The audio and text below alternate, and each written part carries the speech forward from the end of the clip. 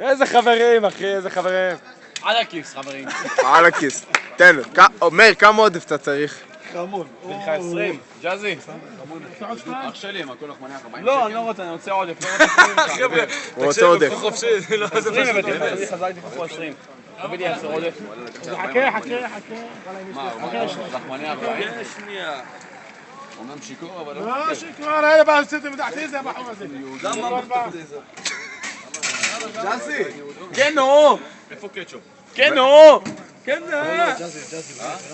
ג'אזי, תביא לי עודף, או שאני אשתגע פה עכשיו.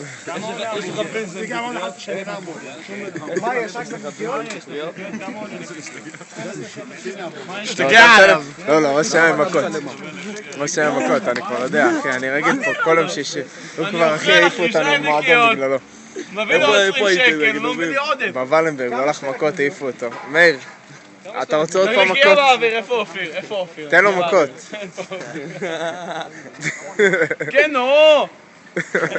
מאיר, הוא לא החזיר לך 2 שקל. הוא לא הרדיך 2 שקל, אחי? הנה, אין שום בעיה. תראה. אין שום שיר, בעיה בכלל. שיר. חסר לו 2 שקל.